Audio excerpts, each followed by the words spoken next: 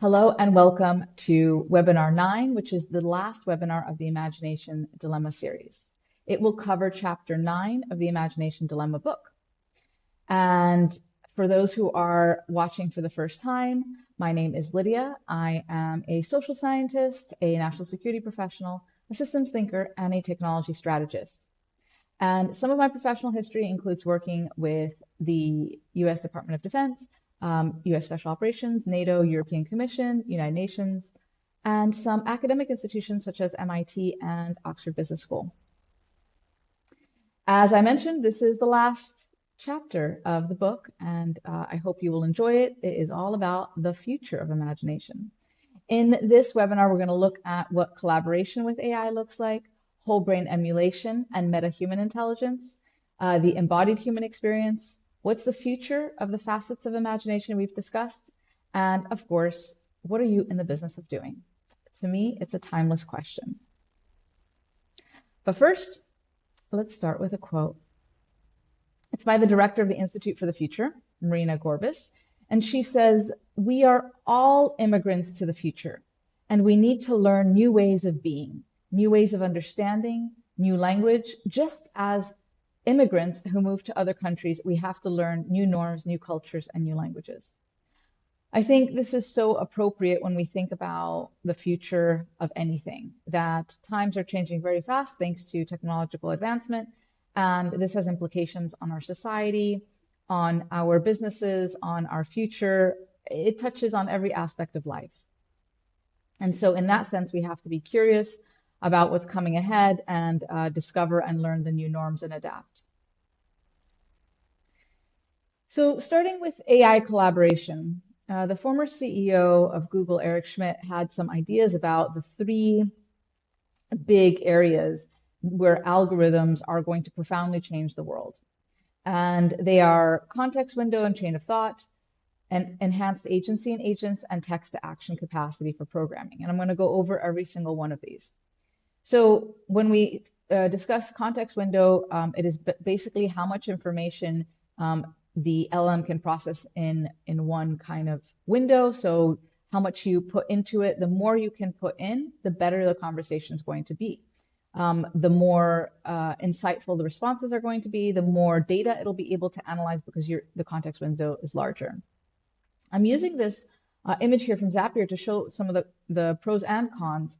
I do think that the cons will be overcome. So increased costs, that I think is going to be reduced. More opportunities to confuse the AI.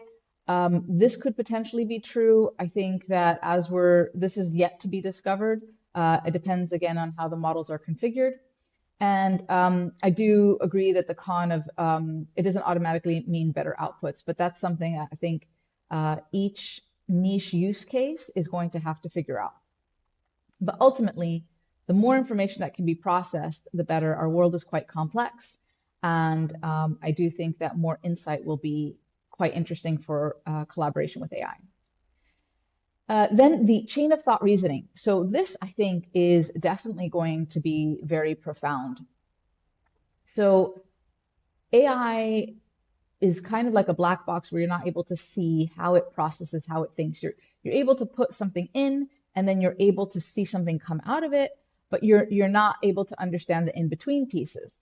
However, with chain of thought reasoning, you are able to unpack that black box of reasoning and ask and understand what is the thought process that led to that answer. So this is what it looks like. So the question is, convert 30 degrees Celsius to Fahrenheit. In a simple kind of approach where there would be a black box, the answer is 85 Fahrenheit, period. The end, here's your answer. However, if you have chain of thought reasoning, then the algorithm would unpack how it got to that conclusion. It would share the formula, how it processed the formula, and then how it led to the conclusion. In this case, this is math, so basically showing your math. So this actually can help by improving the accuracy of the output. Because you're able to interpret it, you can leverage AI decision making more and more because you're able to understand how it came to the conclusion. And the interpretability piece is very interesting because that is going to be particularly important in the context of warfare and medicine.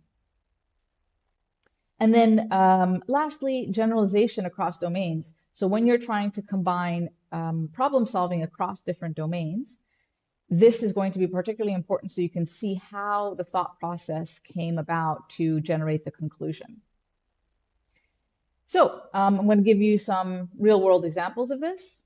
One is, for example, you want to start a business. It could be a restaurant, but you have no idea how to go about it. And so you could leverage chain of thought reasoning and say, all right, walk me step by step what I should do. And in each step, you could even further query it and say, all right, well, I've done this, but I'm not sure how to do that part. And it can further answer your question. But this is just maybe starting a business, a restaurant. But you can do this for many other things, such as making a cake. It can walk you through all the steps of making a cake. And then it can also, as we are seeing today, be leveraged to combat viruses. However, just as it can be leveraged to figure out how proteins fold and how we can cure certain diseases, it can also be leveraged for bad things, such as to generate biological weapons. And I'm going to get to that in a moment. But the last example I want to use is of a friend of mine who was trying to help his sixth grader learn math. And he has not been trained in how to teach math. And so he leveraged artificial intelligence to help him reason and explain how he should step by step explain to his daughter the problem and teach it to her in an age appropriate way. All right, so I said I was going to get back to the biological weapons. So there's this film called Unknown Killer Robots, and there's a small segment of it that includes biological elements. So there's some researchers who are using AI to see how they can find cures to diseases. However, they also found that as they're looking for cures, they could just flip that algorithm and it could produce very, very dangerous things. And here's a quote from one of those researchers from the film. The computer made tens of thousands of ideas for new chemical weapons. And this is also something to consider. And again, it would also do chain of thought reasoning around why these horrible chemical weapons would work. And so I just want to highlight this to just say that there's a lot of good that can come out of this, but there's also a lot of concerns that we should also keep in mind. Okay, so the second thing in terms of AI collaboration is enhanced agency with agents. So maybe you've seen how you can have an AI kind of do stuff for you. And it's like this one AI and it's your, let's say, your co-pilot, your agent, your coach, however you want to describe it, your personal assistant. And they have multiple things that they can do for you. And this is one version of this. And in due course, they'll have permissions to purchase things with your credit card, etc. However, there's another version of that too, where you're here in the middle as the stick figure, and you have multiple different agents, not just one. You've got one that's planning your next holiday. You've got another that's managing all your bills. And then you have another that's processing all your emails and your text messages and so forth. And so I do think that we're going to see more and more AI collaboration, not just with one agent that can do multiple things, but where we have multiple agents and they coordinate with each other. And this will dramatically change the way that we interact.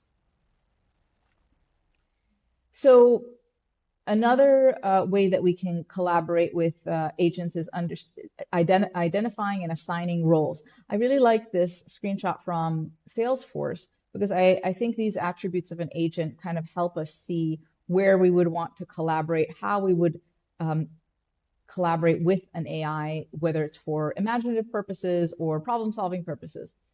So the 5 attributes here are role, what's the job they should do?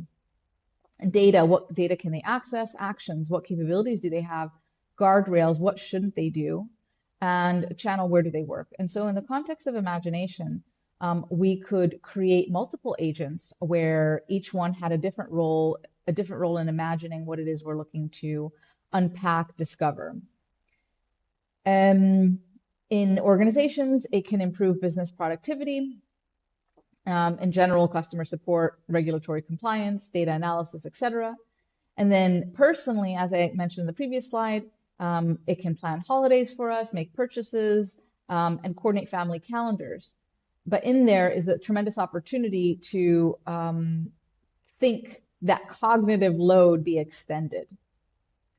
And then for DevOps, it would be all kinds of programming related items, deploying fixes, building new apps, monitoring, etc.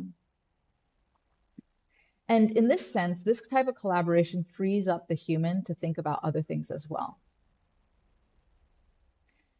So in the context of AI agents, I have written a short sci-fi story several years ago for the US Army's Mad Scientist Initiative. They had a call for small short stories that were sci-fi year 2050, and it was a letter from the front line. And I chose to write about a rogue nation that was going to incorporate AI agents into their weapon systems so that AI agents would autonomously be fighting wars for them. And the story follows a small special forces team that goes to disrupt this. And this actually is in the back of the book. It's in the appendix. And yeah, so it follows the special forces team with the latest technology that they have. And they have to go to this deep, dark layer in a mountain to disrupt this from happening. Anyway, this is one way to kind of help show how AI agents could be leveraged in warfare in the future. And then finally, we have text to action capacity for programming. This is the third thing that Eric Schmidt thinks that will profoundly change the world.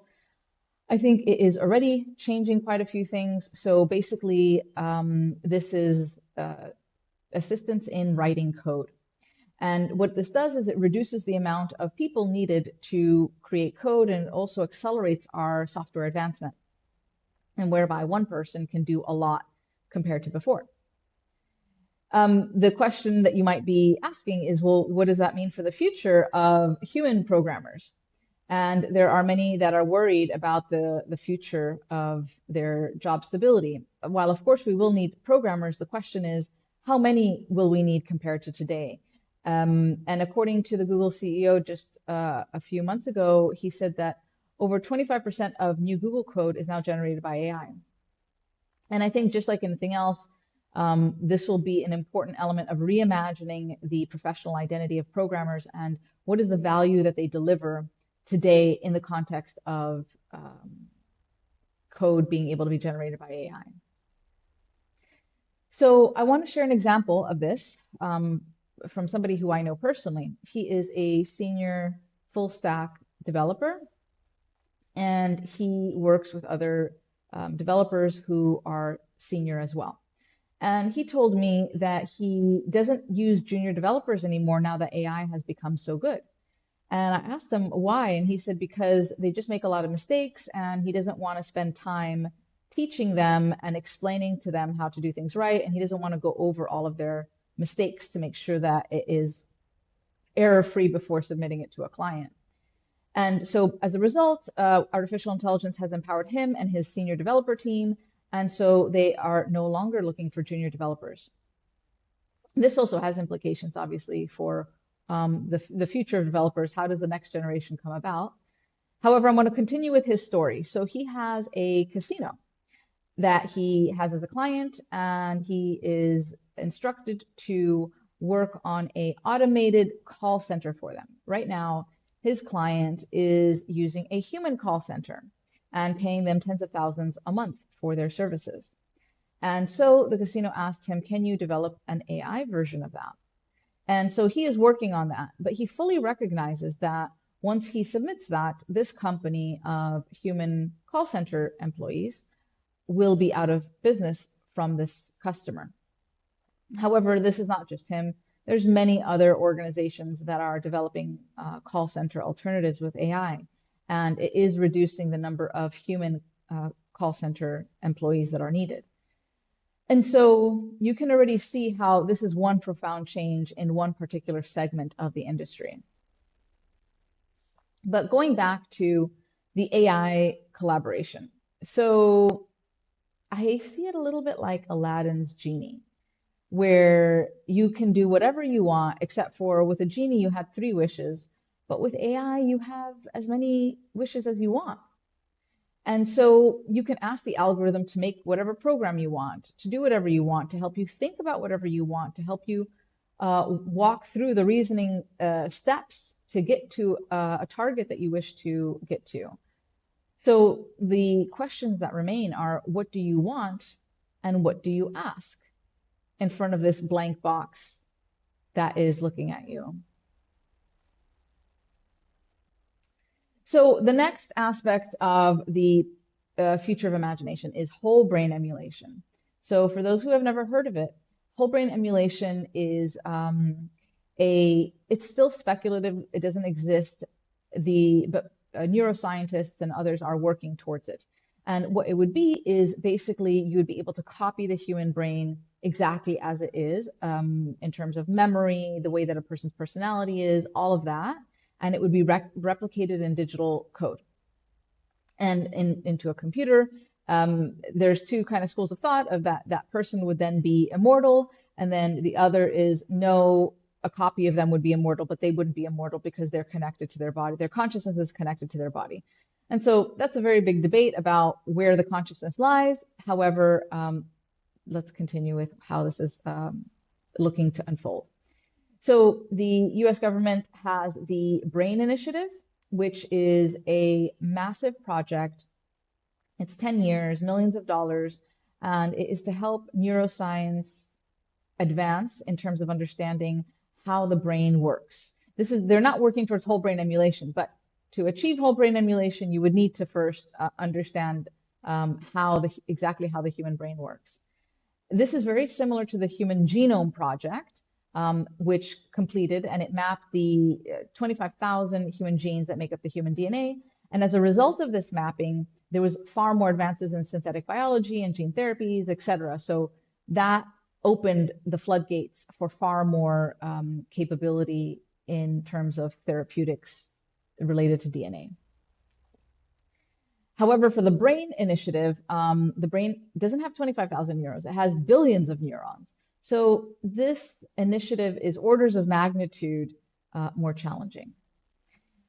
We'll see how it goes, but this will be a big step forward in the possibility of whole brain emulation. Again, it is speculative. However, if this was the case, and it was possible to copy the way that a person thinks out of their brain into a digital format,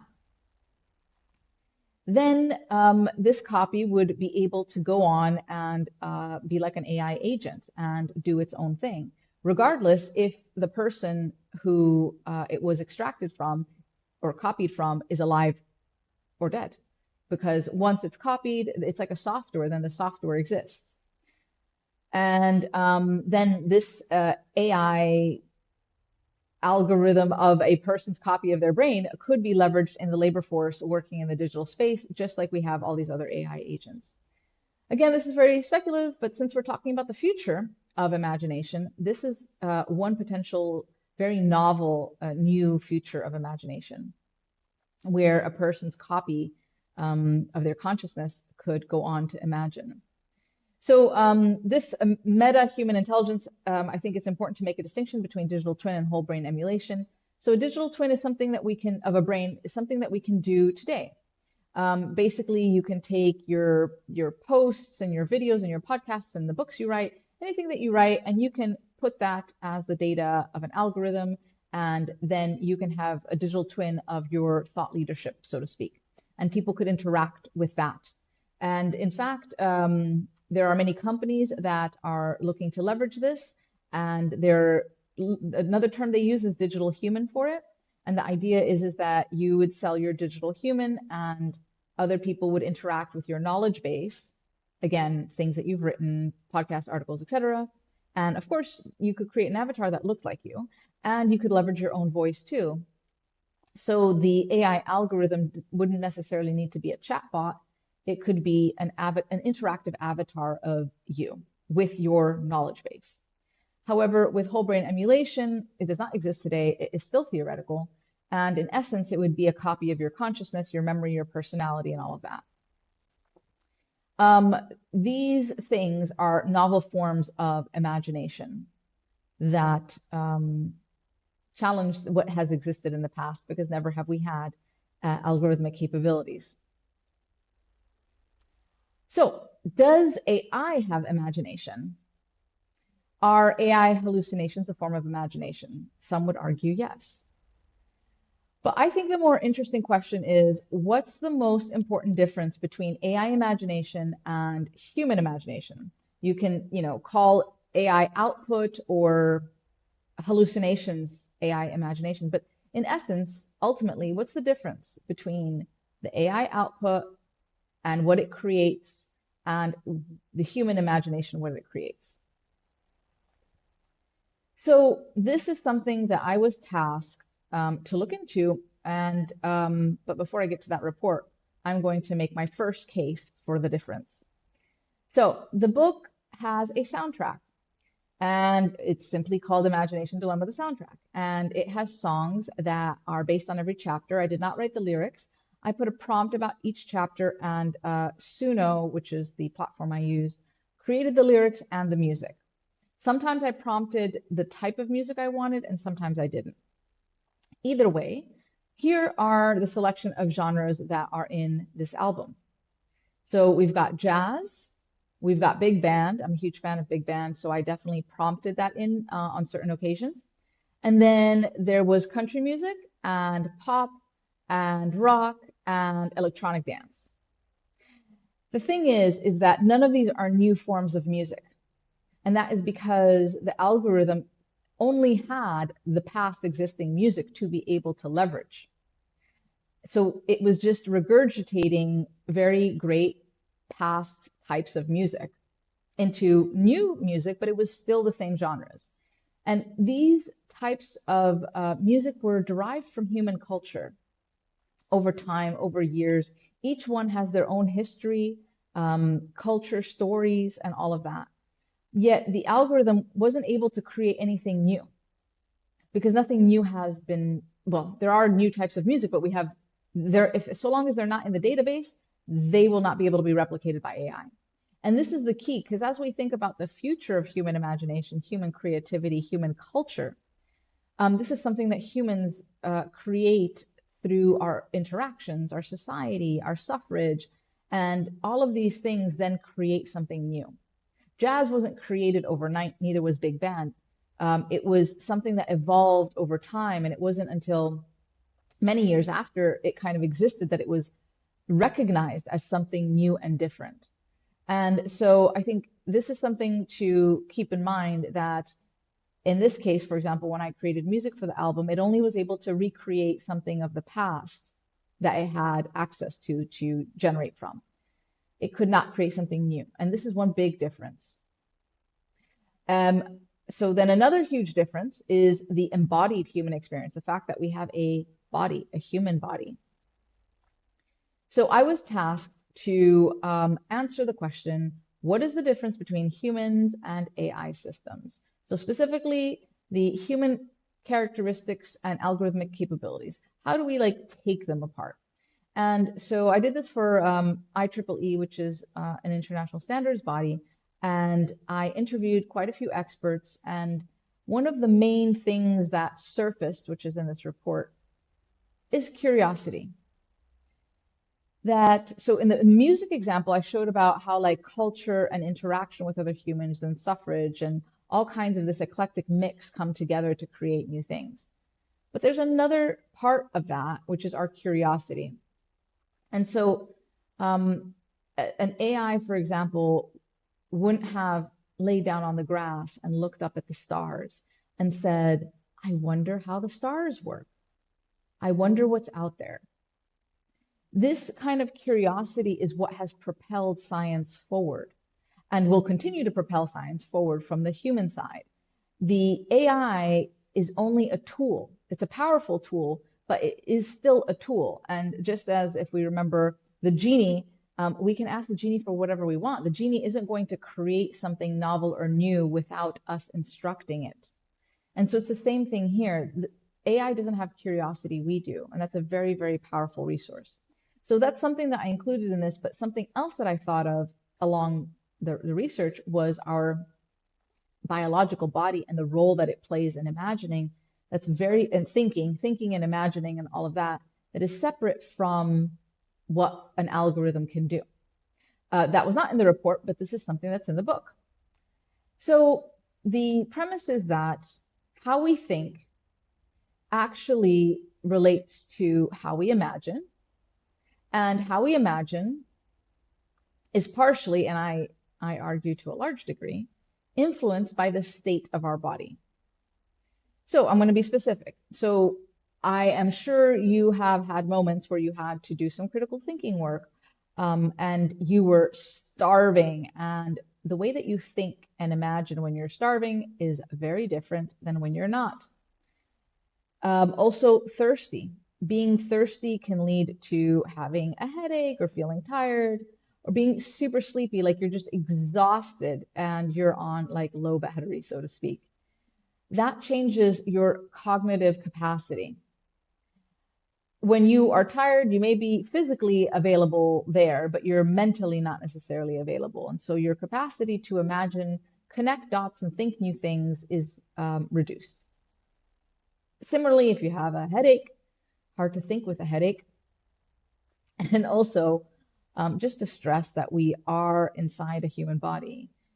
Having to go to the bathroom, that can put a lot of pressure on the brain, on the body, to be able to think in that moment. And of course, if you're sick, all of these things.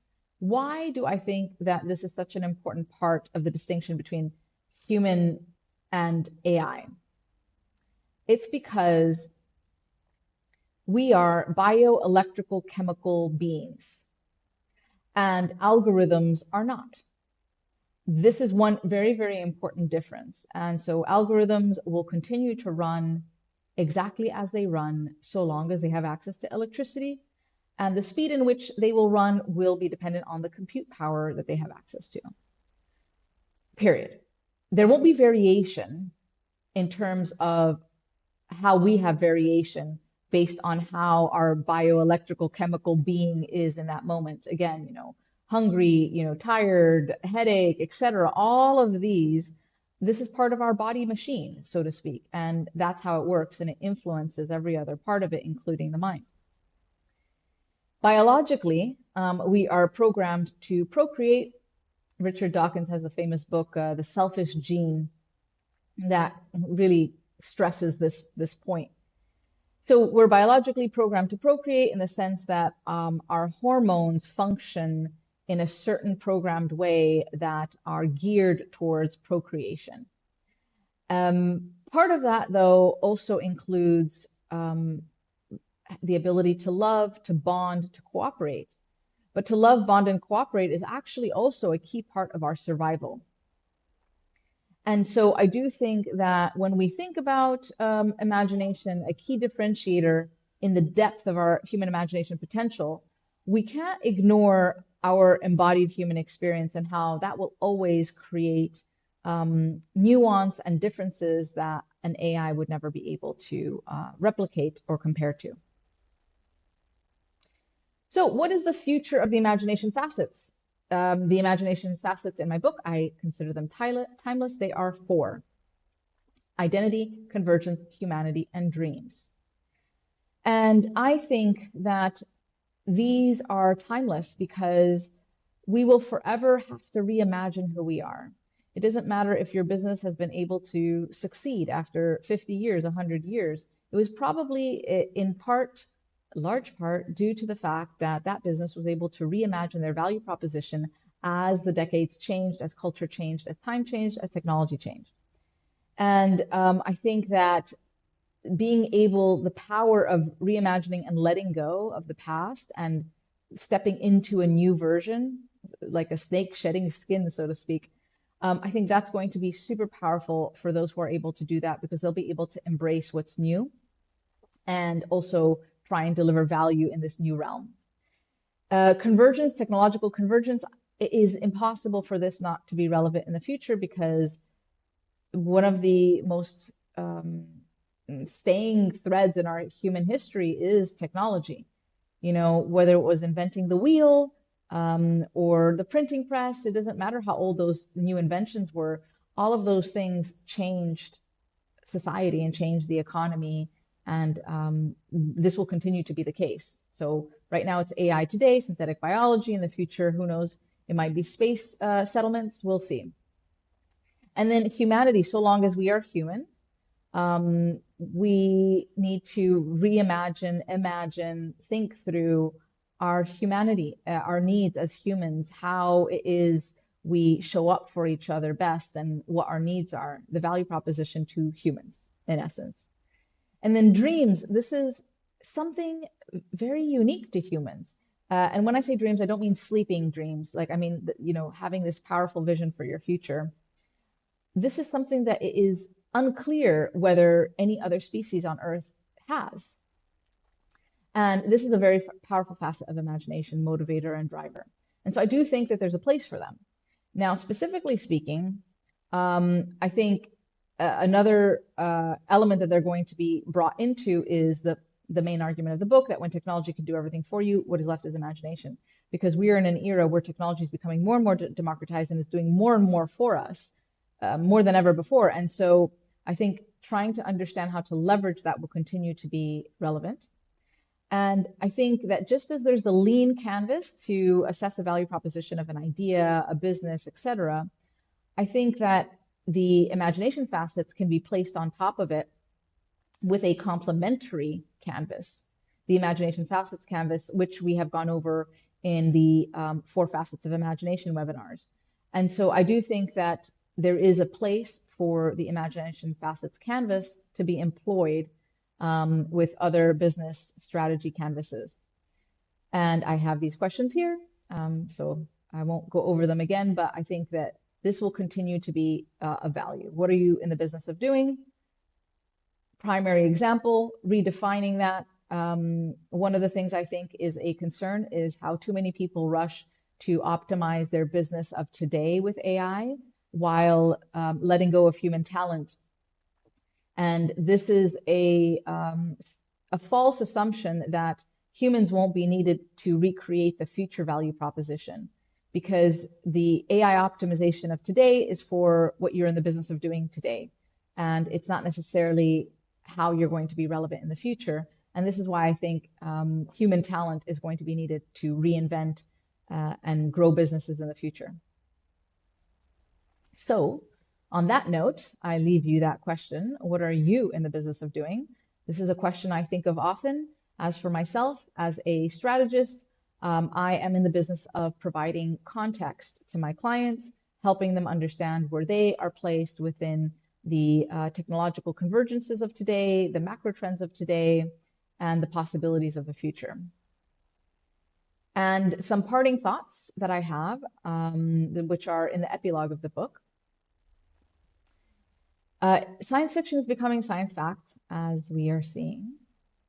And we have flying taxis and driverless cars in China already. We have a nonprofit that's looking to make intra-species communication possible. Yes, so that means exactly what you think. It means being able to talk to a whale in whale language. It means talking to a bird in bird language, and vice versa. This would be the first time we have ever done this before, and it would be very interesting to see what that would be like. Then we have, so this is a picture of what that nonprofit looks like. And then we have going to Mars. So being in the Moon and Mars settlements and figuring out how to make food. Then we have, what else do we have? Oh yes, slowing aging. This is the first time that we are actually asking the question, do we want to live forever?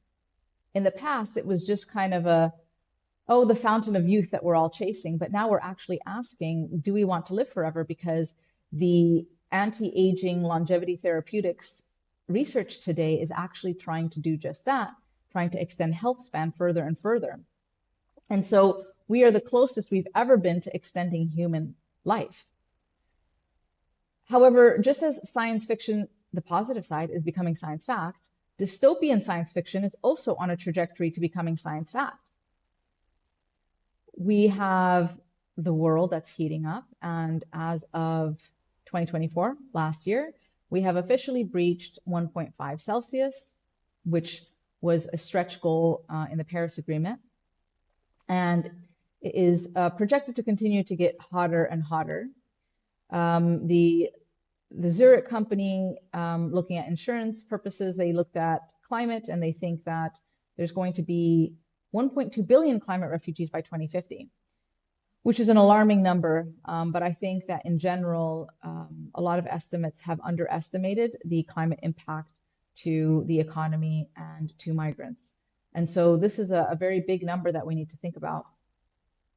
Just as gene editing technology can be used for therapeutics, it can also be used to create malicious viruses and the next generation of biological weapons, as I mentioned in that film where there was some researchers talking about their concern about this.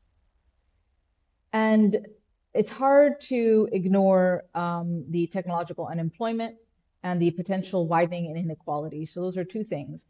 So one, the technological unemployment, I gave some examples with that senior developer who no longer wants to hire junior developers, but also how he's basically going to be putting out of business a call center. And while it has been throughout history, the normal kind of happening that, new technology comes, some jobs go away, new jobs come.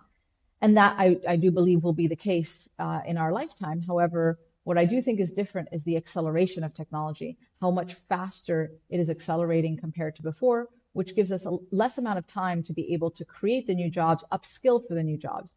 And then the second thing, the widening inequality, people who have been let go or are not exposed to the type of skills that are needed or are coming of age will be at a disadvantage with those who have been exposed to them. And so I think that we may not have as much time as we would like to contend with technological unemployment. Either way, all of the scenarios, whether positive or negative, are going to require a tremendous amount of imagination and collaboration. And this is where I have offered my book in this context. And if you have watched all the webinars, I hope you have enjoyed it. If you read the book, I hope you have enjoyed it. But I do believe we live in a time where we cannot afford to not double down on our imagination and our critical thinking skills. The last quote in my book at the very end is this one. Your imagination, my dear fellow, is worth more than you imagine. I do believe it. I do believe that our imagination is worth more than we imagine and that we take it for granted. And so I hope that you will not take your imagination for granted. As with every chapter, there's a song. The song for this chapter is appropriately called Agentic Imagination, and you can listen to it here.